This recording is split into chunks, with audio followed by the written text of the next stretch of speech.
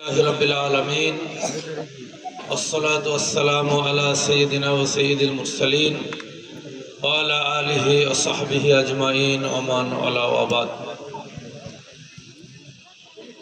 रक्त सेनाद शहीदी काफिला बांग्लादेश জামাত ইসলামী 1 নম্বর সাধুহাটি ইউনিয়ন এনায়েতপুর ওয়ার্ড কর্তৃক আয়োজিত আজকের এই নির্বাচনী পথসভার সম্মানিত সভাপতি,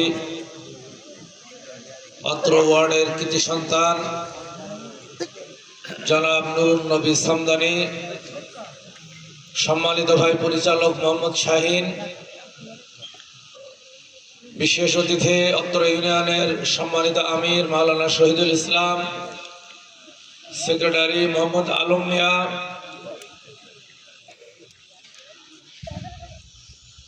ঝিনাইদহ সদর উপজেলার সহকারী সেক্রেটারি আলমগীর হুসাইন এবং আজকের এই অনুষ্ঠানের মধ্যমণি বাংলাদেশ জামাত ইসলামী ঝিনাইদহ জেলা শাখার সংগ্রামী আমির ও ঝিনাইদহ 2 আসনের জামাত এবং 10 দল কর্তৃক মনোনীত এমপি প্রার্থী অধ্যাপক আলী আজম মোহাম্মদ আবু বকর, ইউনিয়নের কর্মপরিষদের সদস্য ভাইরা, ওয়ার্ড লেভেলের দায়িত্বশীল ভাইরা, আমার সমুপস্থিত এলাকার গণ্যমান্য ব্যক্তিবর্গ, অমুসলিম ভাইরা এবং তৌহিদি জনতার এক অংশ, আসসালামু আলাইকুম ওয়া রাহমাতুল্লাহি ওয়া বারাকাতুহু। আপনারা দীর্ঘ সময় কথা শুনছেন, লম্বা কথা বলার সুযোগ নাই। আমি সংক্ষেপে যে কথাটি আপনাদের উদ্দেশ্যে বলতে চাই,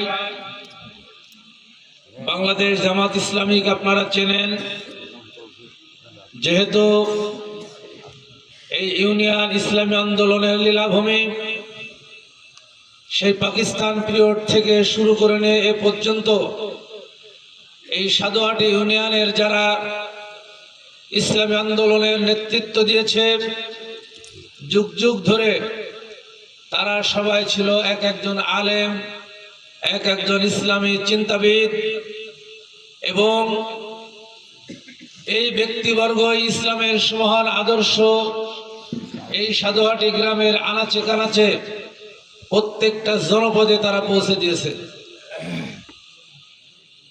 বাংলাদেশ জামাত ইসলামী কেন প্রতিষ্ঠিত হয়েছিল এই উপমহাদেশে, এই ইতিহাস আমাদেরকে জানা দরকার। 750 বছর এই উপমহাদেশ যখন মুসলমানেরা শাসন করেছিল, তখন এই উপমহাদেশ ইসলামী সুশাসন বজায় ছিল। ইংরেজরা বেনিয়ার বেশে দেশে আসার পরে এক পর্যায়ে মুসলমানদেরকে পরাজিত করে এই উপমহাদেশের সমস্ত দায় দায়িত্ব ইংরেজরা হাতে নিয়ে নেয় এবং তারা তাদের মতো আইন প্রণয়ন করে এই উপমহাদেশের প্রত্যেকটা সেক্টরে, প্রত্যেকটা ক্ষেত্রে ইসলামের যে অনুশাসন ছিল, কোরআনিক যে বিধান ছিল, এই বিধানগুলো সব মুছে দিয়ে ব্রিটিশ আইন প্রতিষ্ঠার মাধ্যমে ইসলাম থেকে জাতিকে সরিয়ে রাখার চেষ্টা করা হয়েছিল। কিন্তু দেশের তৌহিদি জনতা চরম প্রতিকূলতার মধ্যে ইসলামের আদর্শকে জাগ্রত করার জন্য, ইসলামের সেই কোরআনিক শিক্ষাকে আবার মানুষের মাঝে ছড়িয়ে দেওয়ার জন্য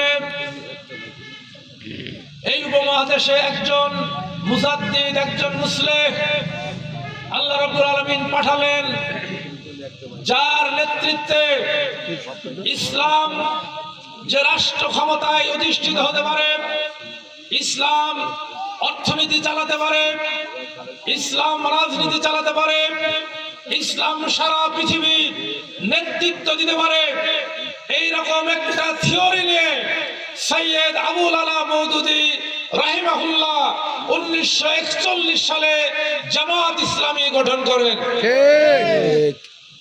সেই জামাত ইসলামী যুগ যুগ ধরে এই এলাকায়, এই উপমহাদেশে ইসলাম প্রতিষ্ঠার আন্দোলন চালিয়ে যাচ্ছে। তারই অংশ হিসেবে বাংলাদেশের স্বাধীনতা পরবর্তী সময়ে আজ অবধি সেই সৈয়দ আবুল আলা মওদুদী রাহিমাহুল্লাহর পথ ধরে এদেশের ইসলাম প্রিয় নেতৃত্ব এবং জনগণ রাষ্ট্রীয়ভাবে এই বাংলার জমিনে ইসলামকে কায়েম করার জন্য, দ্বীনকে প্রতিষ্ঠা করার জন্য তাদের আন্দোলন এবং সংগ্রাম চালিয়ে যাচ্ছে। বিগত বছরগুলোতে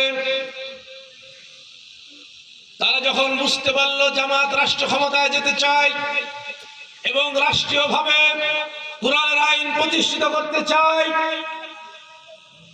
এই কথা জানার পরে এই জামাত ইসলামীকে ভয় করে ক্যাঙ্গারু কোর্ট ট্রাইব্যুনাল গঠন করে বাংলাদেশ জামাত ইসলামীর 5 জন কেন্দ্রীয় নেতাকে তারা ফাঁসির কাস্টে ঝুলিয়ে শহীদ করে দিয়েছে। অসংখ্য নেতা কর্মীকে গুম করেছে, অসংখ্য নেতা কর্মীকে তারা হত্যা করেছে। জেল জুলুম অত্যাচারের মাধ্যমে তারা মনে করেছিল এদেশের ইসলামের অগ্রযাত্রাকে থামিয়ে দিতে পারবে, এদেশের ইসলামের শক্তি বাংলাদেশ জামাত ইসলামীকে তারা নিঃশেষ করে দিতে পারবে। কিন্তু তারা ব্যর্থ হয়েছে, তারা ব্যর্থ হয়েছে। কারণ জামাত ইসলামী কোনো ব্যক্তির আদর্শ লালন করে না, জামাত ইসলামী কোনো ব্যক্তি পূজা করে না।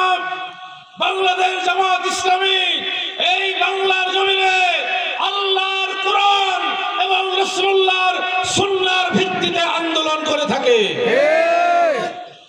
যার কারণে আন্দোলনকে তারা দমাতে পারে নাই, নিঃশেষ করতে পারে নাই। কোরআনের বক্তব্য তাই,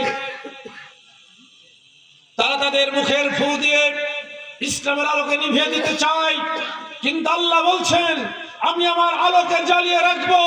এতে কাফের মুশরিকদের যত শরীরে ব্যথায় লাগুক না কেন, মনে কষ্ট যতই হোক না কেন। এই জন্য 5ই আগস্টের এই জুলাই বিপ্লবের পরে যুগ যুগ ধরে যে ইসলাম লালন করেছিল এই বাংলার মানুষ, সেই মানুষগুলো স্বাধীনভাবে ইসলাম পালন করার সুযোগ পেয়েছে যখন, তখন দলে দলে কাতারে কাতারে ধর্ম বর্ণ নির্বিশেষে জামাত ইসলামের পক্ষে চলে এসেছে, ইসলামের পক্ষে এসে হাজির হয়ে গিয়েছে।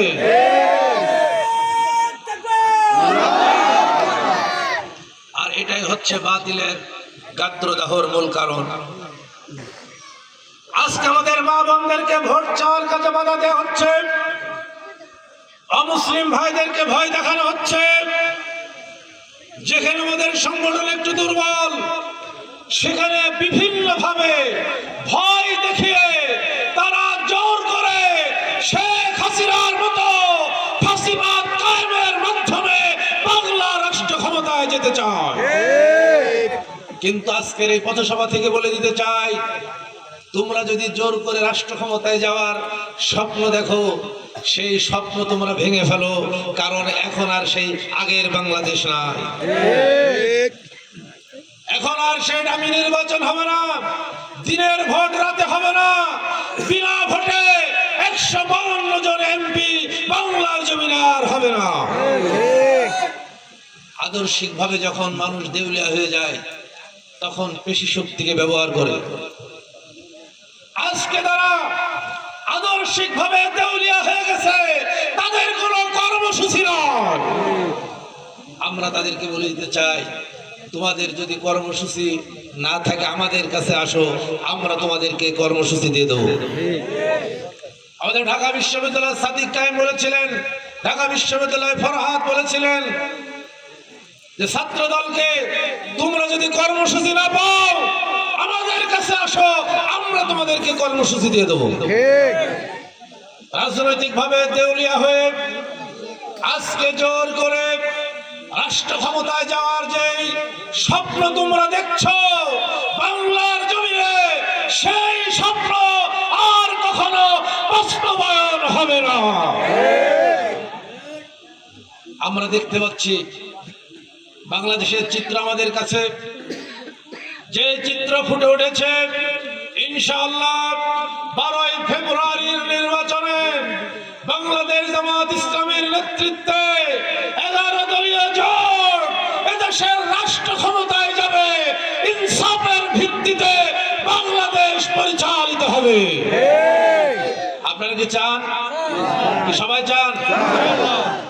আলহামদুলিল্লাহ। যদি চান তাহলে আমাদের যেই গতিতে আপনারা কাজ করেছেন এখন কাজের গতি বাড়াতে হবে। পারবেন তো? আর একটা সপ্তাহ, বেশি দিন নাই। একটা সপ্তাহ আমাদের ঘুম কমাতে হবে, একটা সপ্তাহ আমাদের খাওয়া কমাতে হবে, একটা সপ্তাহ পরিবারের সময় কম দিতে হবে, ব্যবসায় সময় কম দিতে হবে, প্রত্যেকটা মানুষের দাঁড়ে দাঁড়ে আমাদেরকে যেতে হবে। পারবেন ইনশাআল্লাহ? আমরা হয়তো আপনাদের পয়সা দিতে পারবো না, নিজের পকেটের পয়সাও খরচ করা লাগবে। পারবেন না? পারবেন ইনশাআল্লাহ। আমার ইউনিয়ন সাধুহাটি, এই সাধুহাটির ইউনিয়নের মাটি বাতাসে আমি বড় হয়েছি। সেই ছোটবেলা থেকে দেখেছি এই সাধুহাটি ইউনিয়ন ইসলামী আন্দোলনের দুর্বার ঘাঁটি, এবং সেই বংশ পরস্পরায় আজকে সাধুহাটি ইউনিয়ন বাংলাদেশ জামাত ইসলামীর পক্ষে এমন গণজোয়ার তৈরি হয়েছে। আগামী দিনে এই জোয়ার বাংলাদেশের সংসদে লাগবে এবং সারা বাংলাদেশে ইসলামের জোয়ারে এমন একটা পরিস্থিতি হবে, আল কোরআনের রাজ বাংলার জমিনে কায়েম হয়ে যাবে।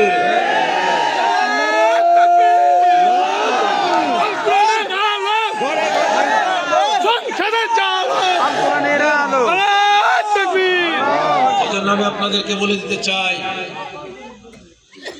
আপনারা মানুষের কাছে কাছে যাবেন, যাদেরকে ভয় দেখাচ্ছে তাদেরকে অভয় দেবেন। আগের পুলিশ আর এখনকার পুলিশ এক নয়। কথাকে বুঝাইতে পারছি? আপনারা পুলিশের কাছে বলবেন, যদি পুলিশ ন্যায় বিচার না করে আমাদেরকে জানাবেন, আমরা কেন্দ্র পর্যন্ত বলতে পারবো। এই জন্য কোনো মানুষকে ভয় দেখালে আপনারা প্রতিবাদ করবেন।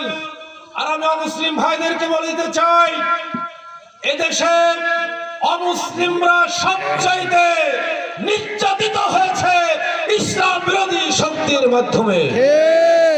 জামাত ইসলামী কোন অমুসলিমের কাছে চাঁদা দাবি করে না। কারা চাঁদা দাবি করেছে আপনারা জানেন? কোন মুসলিমের মন্দিরে বাংলাদেশ জামাত ইসলামীর কেউ হামলা করে নয়। জামাত ইসলামীকে এই শিক্ষা দেওয়া হয় না। বাংলাদেশ হচ্ছে ইসলামের সবচাইতে বড় ধর্ম সহিষ্ণু সম্পন্ন একটা বাংলাদেশ। এদেশের মুসলমানরা হিন্দু, মুসলিম, বৌদ্ধ, খ্রিস্টান নির্বিশেষে ঐক্যবদ্ধভাবে একটা রাষ্ট্র কায়েমের জন্য আমাদের আমিরে জামাত আহ্বান করেছেন।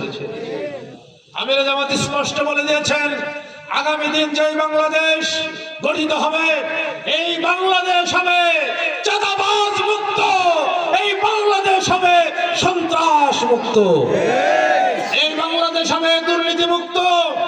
এদেশের আবাল বৃদ্ধ বনিতা ধর্ম বর্ণ নির্বিশেষে সকলকে সাথে নিয়ে একটি মানবিক বাংলাদেশ গড়তে চায় বাংলাদেশ জামাত ইসলামী। সেই রাষ্ট্র গঠনের কাজে আপনারা শরীক হন, আপনারা এগিয়ে আসুন। আমরা সকলে মিলে একটি সুন্দর ইউনিয়ন, একটি সুন্দর ওয়ার্ড, একটি সুন্দর বাংলাদেশ আমরা গঠন করতে চাই। পারবো ইনশাআল্লাহ? আমাদের প্রার্থী যে কোনো দিক বিবেচনায় এই আসনে সবচেয়ে শ্রেষ্ঠ প্রার্থী আমাদের। আমাদের প্রার্থীর বিরুদ্ধে কোনো চাঁদাবাজির কোনো তকমা নয়। আমাদের প্রার্থীর বিরুদ্ধে কোনো ঘুষ বাণিজ্যের কোনো তকমা নয়। অথচ অন্য প্রার্থী যারা আছে তাদের বিরুদ্ধে চাঁদাবাজির তকমা আছে না নয়? কাজে আমাদের প্রার্থীকে বিজয় করার জন্য আজকের থেকে, এই মুহূর্ত থেকে আমরা ময়দানে সময় দেব, মানুষের দ্বারে দ্বারে যাব এবং আমরা সুন্দর একটি বাংলাদেশ উপহার দিতে চাই। পারবো ইনশাআল্লাহ? পারবো সবাই ইনশাআল্লাহ? আল্লাহ আমাদের তৌফিক দান করুন, আমিন। এই কথা বলে শেষ করছি। ওমা আলাইনা ইল্লাল বালাগ। আসসালাম।